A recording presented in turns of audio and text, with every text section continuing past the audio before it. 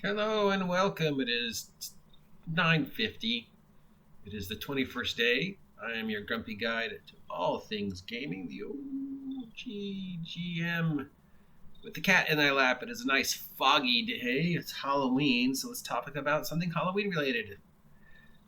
The Warlock class in D&D. Because I recently played a Warlock for a while there, and it's one of my second or third time playing a Warlock. And it's a very weird class, and you kind of wonder why it's there. Because Warlock could have been a archetype for Wizard easily enough, or it could have been a bloodline for Cleric easy enough. It could even have been a archetype for Cleric easy enough, but instead it's its own class. And the only thing Warlock really does that no other class does is it glass cannons extremely well. The Eldritch Blast cantrip, especially if you do the Warlock Eldritch Blast build, where you're doing, charisma bonus to hit, which, should start around +3, +4, plus your proficiency bonus, and then you're doing, if you take the Agonizing Blast, you're adding your charisma bonus to the damage, so that's a D10 +3, +4. And that can just easily be built up to do other things, especially with Hex and the Warlock thing that lets you. So really their big thing is Eldritch Blast and a few tricks, like the invocations and the thing that the patron gives you. Now, the interesting thing is I have done a lot of research to play a Warlock, and nowhere could I find any definition of the relationship between the Warlock and its patron, because it's not like a Cleric and it's a god. A patron is a person who gives financial or other supports to a person, organization, cause, or activity. That's one definition. So, a patron of the arts would be a perfect example of the relationship of a patron to an individual. They're giving you things, but are they expecting anything in return? Like, when you're running a cleric or a paladin, that in return for your god to give you this stuff, it's going to expect you to do things in return. It's going to send you on a quest. He's going to expect you to get followers. He's going to expect you to tithe. It's like, you don't get off for free. You've got a job.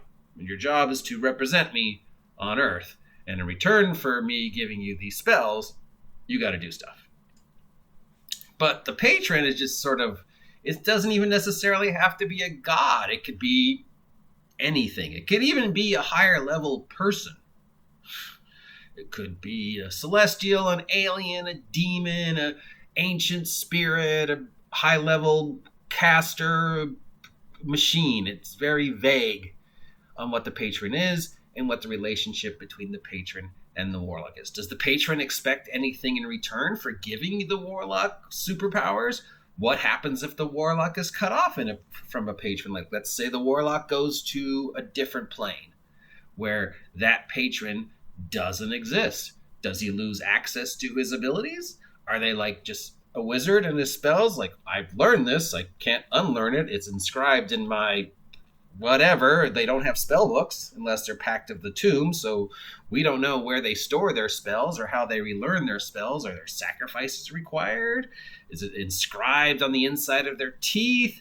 Does their patron whisper to them while they're asleep and how to get their, spells and their invocations back? Or is it just part of their blood? Is it a bloodline? Like, you can do this thing where a shield surrounds you, but then it's gone until you short rest, and then you short rest and the shield comes back. Well, if it's a wizard, they're going over their books and their notes to relearn the spell.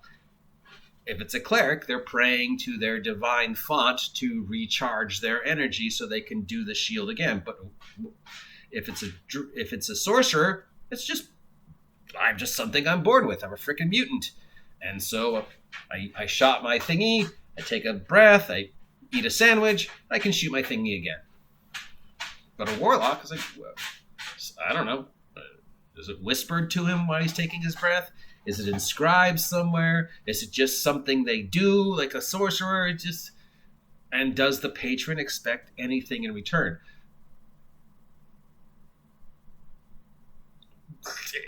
I don't know. I think it's just sort of up to you. Now, for a while, I thought the closest real life I could think of to a warlock patron relationship is sort of like, the district manager for the company you work for.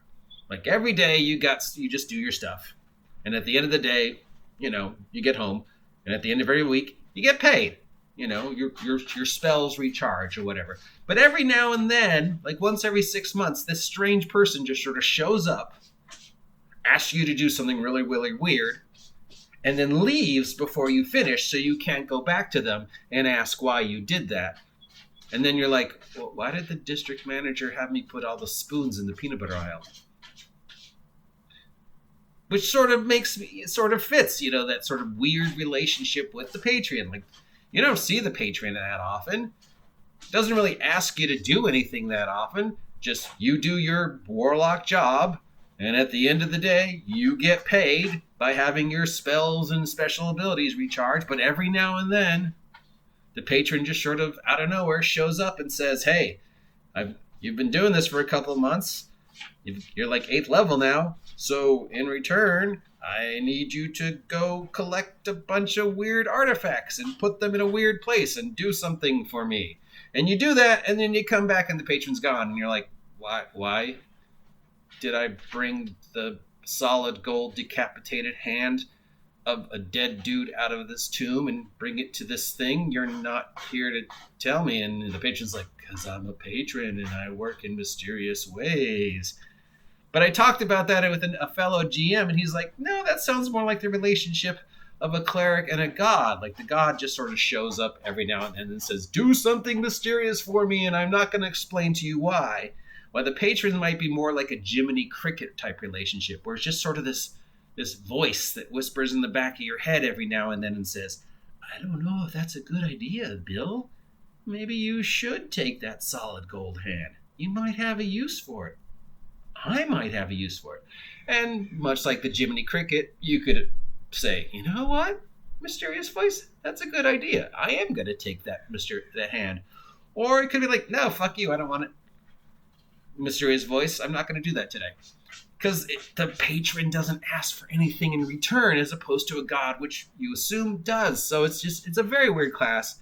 And I'm not really sure why it exists, because other than Elder's Blast, everything it does could easily be a sorcerer blood type, a cleric archetype, or a wizard archetype.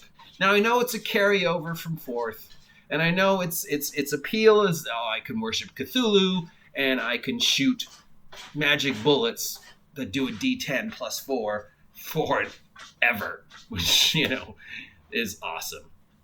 But other than that, they're really weird. And sorcerers are the mutants of D&D, so how come we don't have like a sorcerer X-Men thing going on? Perhaps that's the topic of a different video. If you like this content and want to see more thought experiments, comment down below. Subscribe if you haven't had a chance to subscribe yet. And maybe with the holidays coming up, if you're so inclined, consider supporting the OGGM Adventures. I will talk to you later. And by the way, my patron is a sandwich.